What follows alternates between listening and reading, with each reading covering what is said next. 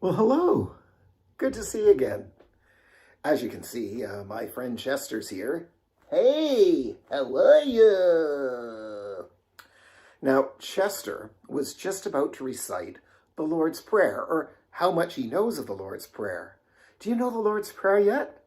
Well, let's see how much Chester knows and see if you know as much as Chester. All right, I think I'm ready. Let's see. Our Father, which art in heaven, hallowed be thy name. Thy kingdom come.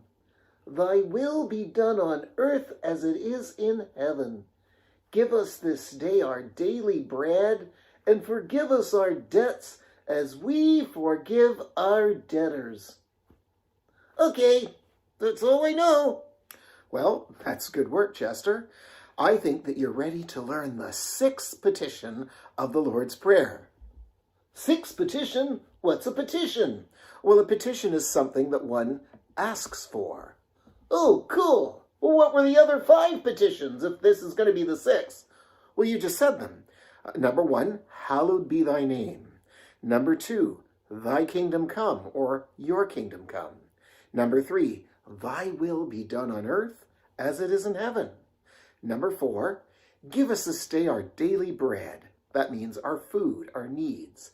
And number 5, forgive us our debts as we forgive our debtors. Oh yeah, I just said all that. So what is the 6th petition?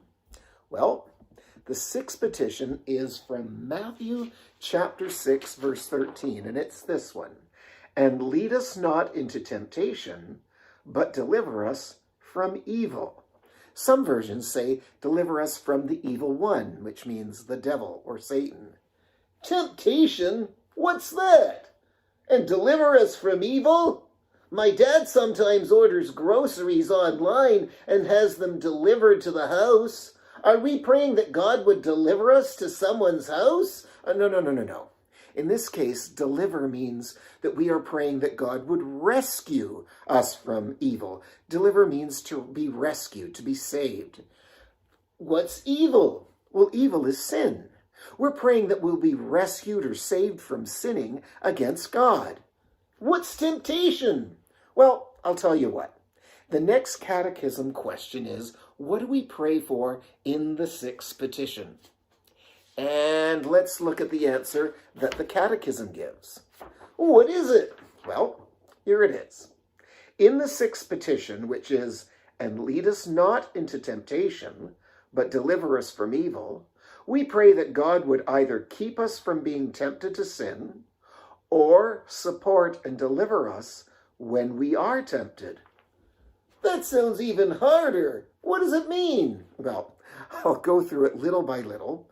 And you say stop when you hear something you don't understand. All right. Okay. In the 6th petition, which is, and lead us not into temptation, but deliver us from evil, we pray that God would either keep us from being tempted to sin. Stop! What does tempt mean? And why do we ask God to keep us from it? Well, to tempt means to entice, to persuade, to convince someone to do something that is wrong. For example, in the Bible, in the book of Genesis, the serpent tempted Eve to eat of the forbidden fruit by lying to her and saying that eating of the forbidden fruit would make her like God. And sometimes you might be tempted by some of your friends. You might be at the store with your friend, and your friend tries to tempt you to steal some bubble gum by saying, think of how good it will taste. And no one will find out. And the owner of the store is a really mean guy and deserves to have something stolen on him. So he says all these things to tempt you or entice you or persuade you to do something that you should not do. So we're praying that God would keep us away from temptation or persuasion to sin? Yes. In Psalm chapter 19, verse 13, David prays, keep your servant also from willful sins. May they not rule over me. Then I will be blameless, innocent of great transgression. Transgression means sin. So if we pray, lead us not into temptation, we will never be tempted to sin, well, not necessarily all the time. Remember, Jesus said in Luke chapter 17, verse 1, he says, temptations to sin are sure to come. So there will be temptations that will come. So we know we will not be kept away from all temptations because Jesus said so. But we are to pray that we be kept back from temptation or kept away from temptation as much as possible, because we know that we are weak in our natural selves, and that if we are exposed to too much temptation, we will fall into sin. Matthew chapter 26, verse 41, Jesus is talking here, and he says, watch and pray, lest you enter into temptation. The spirit indeed is willing, but the flesh is weak. And Jesus was talking to his very own disciples when he said that. So our spirits, even when we're born again, even when we're saved, our spirit wants to obey the will of God. But our flesh, our natural self is weak. And so if we're exposed to too much temptation, we'll fall into sin. So sometimes we'll be tempted, even though we pray that we won't be tempted. Well, sometimes. But even then, we also pray that God would deliver us or rescue us from evil, or the evil one, that is the devil or Satan. You see, the rest of the catechism goes like this. In the sixth petition, which is, and lead us not into temptation, but deliver us from evil, we pray that God would either keep us from being tempted to sin, or support and deliver us when we are tempted. So if we are tempted, we pray that God will support us. What does support mean? Well, support means to hold something up. When God supports us, it means that he holds us up through temptation and gives us the strength to resist it, to stand up to it, and not fall into sin.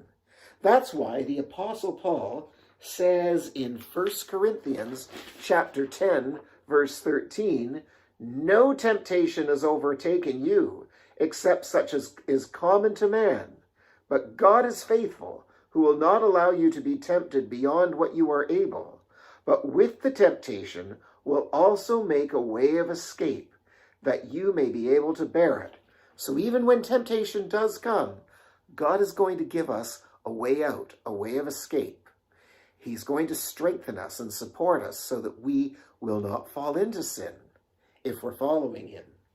And then in John chapter 17, verse 15, Jesus says, I do not pray that you should take them out of the world. Now Jesus is praying to the Father, and he's saying, I do not pray that you should take them out of the world, but that you should keep them from the evil one. And Jesus is praying to his Father for his disciples, for those who follow him. And if Jesus wanted us to be completely free from all temptation, well, then he might as well take us to heaven immediately after we became Christians. But he leaves us in the world and prays that his Father would keep us from the harm of the evil one, that is, the devil. Sometimes temptations are ways in which God tests us to help us grow spiritually strong. In James chapter 1, verses 2 and 3, we read this. My brethren, that means my brothers, count it all joy when you fall into various trials. The trials are types of temptations or types of testing, knowing that the testing of your faith produces patience. So sometimes God is helping us to learn patience by testing us. This is cool. God will keep us from a lot of temptation to sin if we simply pray that he will do so. And for the temptations that do come, he will support us and rescue us if we ask him to do so. Wow, we sure have a good God. We sure do, Chester. Is there anything more in the Lord's Prayer? Well, we've learned all 6 petitions. Now all we have to learn is the conclusion. The conclusion, well, that's the part at the end of the prayer that wraps it all up. But that's for the next time. At this point, it's time to say goodbye. Join us next time when we learn the conclusion of the Lord's Prayer, Lord willing. See you then.